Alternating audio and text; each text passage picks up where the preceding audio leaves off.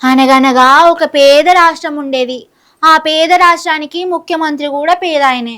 ఆయన car driver కూడా పేదాయన. సర్కార్లున్న మంత్రులు కూడా పేదోళ్ళే. పాపం ఇంత పేదరికంలా సర్కార్ ఎట్లా నడపాలనో తెలియక పేద సర్కార్ తానున్న పేద భూములను పెద్ద రేటుకు అమ్మి గల్లెపెట్ట నింపుదామని చూస్తున్నదా మన బీద సర్కారు. కంచం చెంబు బయట పడేసి రాయి రప్ప లోపటేసుకున్నాడట వెనకటో పెద్ద మనిషి. పాపం మన బీద సర్కారు కూడా గసొంటి కట్టమే వచ్చిందట. సర్కార్ కు దమ్మిడి ఆమ్దాని లేకుండా పోయింది. అటు చూస్తే హామీలేమాయా అని పబ్లిక్ కు ఇజ్జత్ తీస్తుర్రు.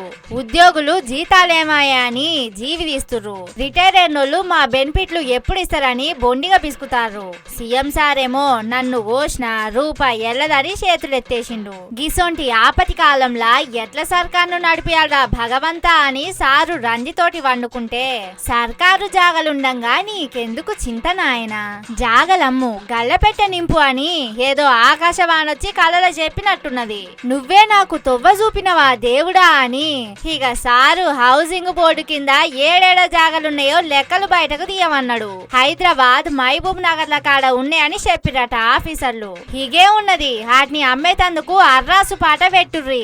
500-600 కోట్లు వస్తాయని జాగలను అమ్మేతందుకు దుర్ముహూర్తం కూడా ఫిక్స్ చేసిండట సారు. హౌసింగ్ బోర్డు కింద ఓపెన్ ప్లాట్లు, రాజీవ్ స్వర్గుహ అపార్ట్మెంట్లు, అట్లనే కడుతున్న ప్లాట్లు, సగం గట్టి ఇడిచిపెట్టిన ప్లాట్లు అన్నిటినీ అర్రాసుకు పెడతారట.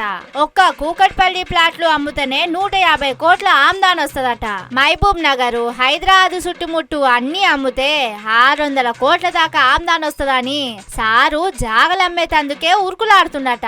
మొన్నట్లనేమో కంచె గచ్చిబౌలి భూములు అమ్ముతానికి ఎల్లెంకల పడ్డది సర్కారు. అది వర్కౌట్ కాలేదని హౌసింగ్ బోర్డు భూములమ్మి సర్కారును నడిపియాలని రేవంత్ సారు మస్తు తండ్లాడుతుండు. పాపం బీద రాష్ట్రంలా బీద సీఎం కు ఎన్ని బీద కష్టాలు అని అనుకుంటుర్రు ఈ సంగతెరికేనోళ్ళు.